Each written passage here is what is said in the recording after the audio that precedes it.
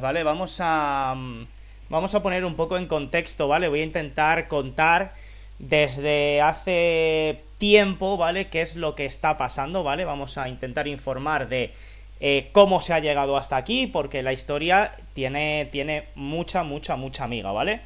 Eh, nos tenemos que, para saber un poco de todo esto y para saber bien qué es lo que ha pasado, nos tenemos que ir a finales del siglo XIX, 1880 y pico, 1890 y algo.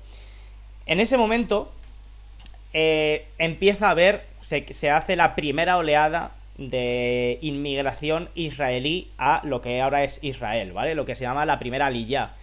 Este movimiento de inmigración de la zona judía a lo que hoy es Israel se hace bajo el sionismo, ¿vale? Y es que los judíos dijeron que no son un grupo religioso, como son los católicos o los árabes, sino que se consideran un pueblo, como puede ser el pueblo catalán, el pueblo español, el pueblo, y que aunque comparten una religión, ellos son un pueblo unido, y como pueblo que son, eh, pedían, ¿no? O lo que solicitaban era tener un país para ellos, ¿no? Una zona de tierra en la que ellos pudieran autogobernarse como pueblo independiente y proclamado que eran.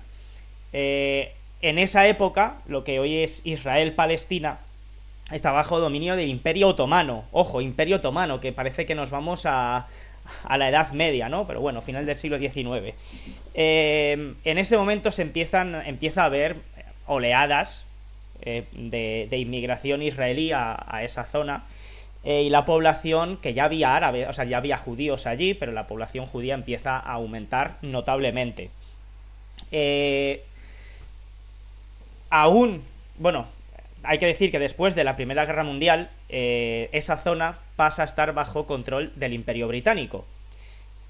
Por lo tanto, esto nos da a entender que en ningún momento eh, Palestina, lo que es Palestina, ha sido como un país independiente y reconocido. Siempre ha sido un territorio bajo el control de otros países. Primero el Imperio Otomano, después el Imperio Británico.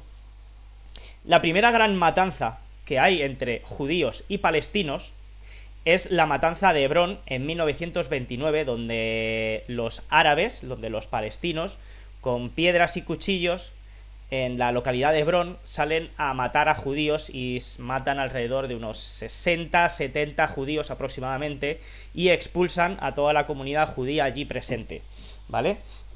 Poco antes de eso, crean Hagana, creo que si no me equivoco que se llama, que son las fuerzas de defensa israelíes, y al mismo tiempo, o por ahí más o menos, se crea el Irgun, que el Irgun es un grupo terrorista judío, ¿vale? Como prácticamente puede ser aquí ETA, o era aquí ETA, y que proclamaban exactamente lo mismo que ETA, que era un país propio e independiente para Israel, y sus peticiones la hacían a base de atentados, ¿vale? Eh, bueno, las inmigraciones, o sea, los judíos siguen llegando a la zona. No olvidemos que esa migración de judíos a la zona en la que hoy es Israel se produce bajo un marco de fascismo y de antisemitismo que había en Europa, ¿vale? Con la aparición de Mussolini, de Hitler, antes incluso de la Segunda Guerra Mundial, las políticas antisemitas eran bastante potentes, lo que obliga a la comunidad judía a huir de muchos países de Europa. ¿Y dónde lo hacen? Pues obviamente a donde hay una gran población judía y a donde ellos han vivido, es decir, históricamente, hace 200.000 años, pero históricamente donde han vivido, ¿no?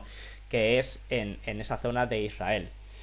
Eh, Cuando acaba la Segunda Guerra Mundial, que por cierto, mientras que se va pasando el tiempo, el Imperio Británico incluso decreta normas para impedir la inmigración de judíos a la zona, porque había tanta afluencia y se estaba, por así decirlo, llenando tanto de judíos, la inmigración era tan fuerte que implementaron políticas en contra de la migración de judía a la zona de la que hoy hablamos. Una vez acabada la Segunda Guerra Mundial, Irgun pone una bomba y hace un atentado. No sé si me recuerdo que era en la embajada inglesa o en alguna zona así un poco gubernamental. Y al final el Imperio Británico decide dejar el sitio, y aquí es donde ya empieza, voy a decir un recalco, ¿no? Y es que la primera gran matanza la hacen los árabes en la matanza de Hebrón, ¿vale? Una vez que acaba la Segunda Guerra Mundial, a la ONU se le ocurre decir, ok, dejamos esta zona y hacemos esto. Partimos esta zona, la mitad no es así una línea recta, ¿no? Sino que había como un cacho, lo que ahora es Cisjordania, un poco más grande, y la Franja de Gaza, que antes también era más amplia, para Palestina, y otra zona para Israel, que tenía como una forma así un poco de media luna, por así decir, un poco extraña, ¿vale? Pero bueno, había una zona que era para Israel y otra zona que era para Palestina. La zona palestina estaba dividida en dos, ¿vale? Porque el territorio de Israel pillaba un poco en medio. Al día siguiente de la creación de Israel como Estado independiente, Palestina le declara la guerra a Israel y va contra ellos, apoyado por hasta 5 países árabes, que fueron Siria, Jordania, Egipto, Irak, si no me equivoco, y Líbano, si no me equivoco tampoco, porque se me mezclan un poco, porque luego en la guerra de los 6 años también hubo por ahí países, pero bueno, básicamente Siria, Irak y Jordania estaban según el ajo, porque siempre están en todas las guerras con Israel, y bueno, creo que había otros 2 países más, creo, tío, que si no me equivoco es Líbano y no me acuerdo cuál es el otro, pero bueno, 4 países árabes y Palestina declaran la guerra a Israel al día siguiente de ser creado como nación. Sorprendentemente, Israel gana la guerra.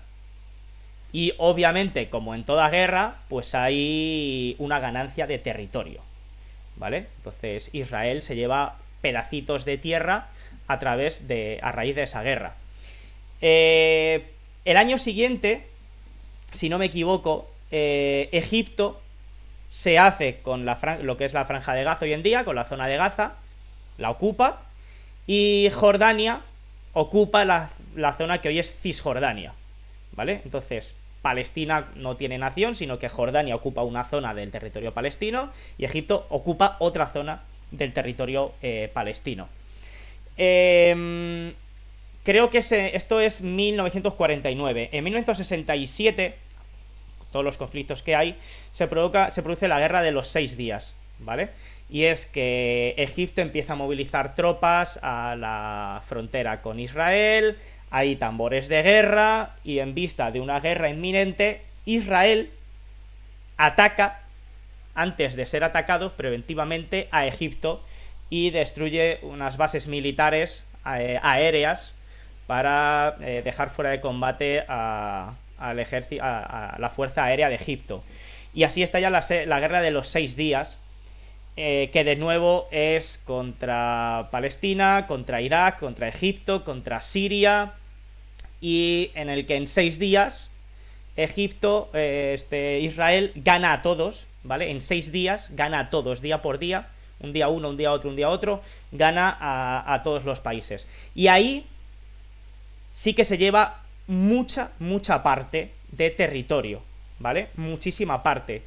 Ocupa los altos del Golán, ocupa la parte sur del Líbano, ocupa la Franja de Gaza, ocupa todo lo que ahora es Cisjordania, se lo lleva prácticamente todo. Territorio que luego sería devuelto a posteriori. Más adelante, pues bueno, hay negociaciones, porque obviamente, y aquí es donde viene la cosa, es que Israel a los palestinos no los trata muy bien, para nada, ¿vale? Voy a hablar luego de las políticas que sigue Israel con los palestinos a día de hoy desde los últimos 50 años, pero bueno, se producen las primeras antifadas, ¿no? Que son... ¿antifadas o intifadas? No sé, intifadas. Que básicamente son levantamientos de Palestina contra Israel, siempre promovidos y ayudados por países árabes. Se crea también la OLP, que es Organización de Libertad Palestina o algo por el estilo, no me acuerdo muy bien, o la Asamblea Nacional Palestina, que también está ahí, mezclo un poco las cosas, la asociación, no, Asamblea Nacional Palestina, tiene el reconocimiento de Israel como para gobernar sobre los palestinos, ¿no? Bueno, el caso es que a posteriori, como os digo, se devuelven territorios. En el 2000, 2006, si no me equivoco, Israel abandona la zona de la Franja de Gaza. Y bueno, la zona de Cisjordania la devuelve a Palestina, entre comillas, ¿vale? Aunque recordemos que se ha llevado gran parte del territorio en guerras anteriores. ¿Qué pasa? Que durante todo este tiempo Israel ha tenido políticas con los palestinos muy cuestionables, ¿vale? No tienen derecho a voto. Israel hace asentamientos en zona palestina y expulsa a los palestinos y entra con bulldozers y les tira las casas. Tienen carreteras que no pueden utilizar los palestinos, solo pueden utilizar los israelíes. Es decir, una serie de políticas en cuanto a restricción de movimiento, de libertades personales, etcétera, etcétera, que ha sido considerado para muchos como un apartheid de los judíos a los palestinos. Incluso la Franja de Gaza, hay que decir que cuando es abandonada por Israel, la Asociación Nacional Palestina, que es un poco la que gobierna, por así decirlo, aunque recordemos que no es un estado ni es un país, pero bueno, quien dictamina las leyes y las normas en Palestina, está formado por varios grupos, como el Fatah es el más grande. No gobierna una mierda en la Franja de Gaza, sino que allí se hace con el control Hamas, que es el grupo terrorista con un tinte religioso bastante extremista y que no ha hecho, obviamente, elecciones. Es decir, allí se hizo con el control de la Franja de Gaza y aquí manda mi polla y punto pelota. Y bueno, la Franja de Gaza obviamente está bloqueada tanto por Israel, toda la frontera con Israel está bloqueada la frontera por la parte egipcia y obviamente por mar también está bloqueada. Por lo tanto, la Franja de Gaza puede sobrevivir a base de ayuda humanitaria, mayormente de la ONU, que le mandaba, si no me equivoco, 700 millones eran destinados a la supervivencia, a la ayuda humanitaria a la Franja de Gaza. Y con más o menos, así resumido muy rápido, esto es todo el contexto global de lo que ha ocurrido hasta el momento, ¿no? Muchas guerras, prácticamente todas iniciadas por el bando árabe, por Palestina o Egipto, Siria, Irak, etcétera, etcétera. Israel con vecinos que están atacándole de forma constante, pero que a pesar de esos ataques ha tenido políticas de apartheid con los palestinos, les ha tratado como el puto culo, se ha saltado todos los reglamentos de la Unión Europea por el forro de las pelotas, ¿vale? Y pues como se dice, ¿no? De esos barros estos lodos.